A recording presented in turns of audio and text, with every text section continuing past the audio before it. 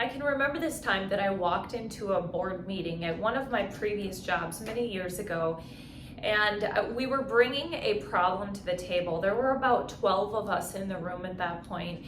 We saw some sort of inconsistencies and things that were happening behind the scenes. We were concerned with sort of bullying behavior.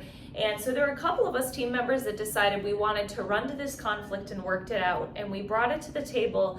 And one of the people that was actually in a leadership position at the time proceeded to tell people around the table that they were too sensitive and that they needed to be coddled, and that this person couldn't believe that we were bringing these concerns to the table. And needless to say, that team was pretty dysfunctional. And because of that, we had a really tough time achieving any kind of results, because the base of the foundation of the relationship did not exist. There was a lack of trust, there was a lack of vulnerability, there was an inability to deal with conflict in a healthy way.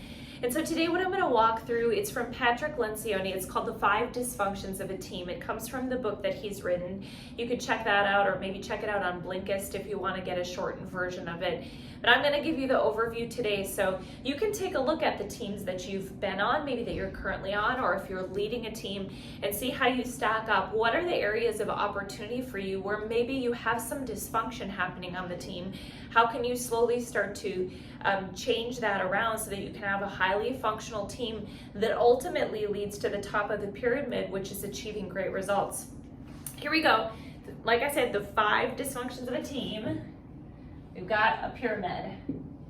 And at the bottom of this pyramid, the greatest dysfunction that you can have is an absence of trust. And you can imagine that if I'm on your team and maybe you don't trust me, you feel like maybe I'm not a trustworthy leader, you probably don't want to ask for help. You conceal weaknesses that you might want to have, and you try to overcompensate by being stronger. You might avoid team members on the team if you don't have that trust in the relationship. On the other side of this, the way that you can create trust is by leading with vulnerability, which you probably have seen. That's definitely something that I'm a believer in. Well, how do you lead with vulnerability? And aren't they going to think you're weaker if you show up with vulnerability? No, you actually create a great amount of trust on the team, so we can all come to the table and build on that. So how specifically do you lead with vulnerability? Well, one way is to admit when you've made mistakes, to own them, especially as a leader. We lead by example, right? So, man, guys, I missed the mark on that one. I'm not going to get it right all the time, but when I do, I'm going to own up to my mistake, admit my weaknesses, and find a way to remedy that to the best of my ability, make sure that that doesn't happen again. So own up to your mistakes and your weaknesses. Admit your vulnerabilities. There has never been a time like these last 18 months, and I'll just speak from my own experience, that how many times have I come to the table and said, guys, I don't know how we're going to handle this one, but we're going to do it together, and I'm going to need your support on this and need your support on this. As a leader, we don't have to have it all figured out. We don't have to shoulder everything on our own. At the end of the day, we take ultimate responsibility, but heading into the team with your vulnerabilities and your gaps does not make you a weak leader. And a lot of times I believe that it can actually make you stronger and help other people to be able to do the same, so that we can have each other's back in a healthy way and fill those gaps from one another where they exist. So absence of trust, and that's how you can help build that trust, is ultimately through a lot of vulnerability. The next one that we look at is a fear of conflict. So it seems pretty obvious that if we don't have trust, how can we actually know that we can go to somebody when we have conflict? A good way to look at this, and conflict in my mind, it's almost like, well, let me back up and just say, I almost feel when you have a very healthy team that the conflict doesn't even feel like conflict. It's actually just a diversity in opinions. I was explaining to somebody recently that was building a team about the value in having a diverse or a variety of opinions on any one thing. So I'll just use kind of a mundane example. Let's say this is a real life example. We're talking as a leadership team about what we want to do for our fall retreat. And we decided that we thought we would go camping. Well, there are a few people on the team that are less excited about that idea than others, but we were able to come to the table and say, hey, I don't want to go camping. I don't sleep outside. I do want to, and this is why. And here's what we can take from that from each other. We're seeing the same thing from different perspectives, and we were able to come to a solution. We're going to camp in one of our staff members' backyards, and we found a solution that works for everybody because we were able to be vulnerable and trust one another and come to a different resolution that everybody could be happy enough with. If you don't have the trust to be vulnerable, it makes it really difficult to engage in a diverse conversation and see the value of different perspectives in any one thing that you're doing. So really, we want to ask that everyone weigh in on decisions that are, not every decision is one that you need everyone to weigh in, but we really want people to feel safe to weigh in on the conversation.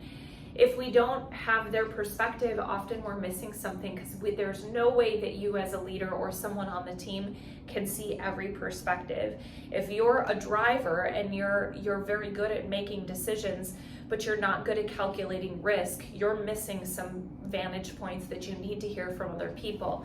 And this leads to the next one. A lack of commitment is a dysfunction on a team. And I'm going to just shorten that up. Lack of commitment.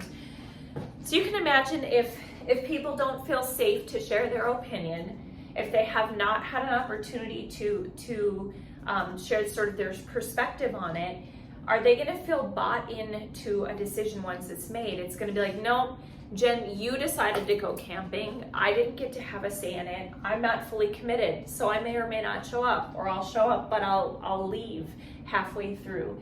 There becomes a lack of commitment when people haven't been able to trust that they can give their opinion fully and know that it's valued in the conversation. So then you don't really have buy-in, and you can imagine what that leads to down the road.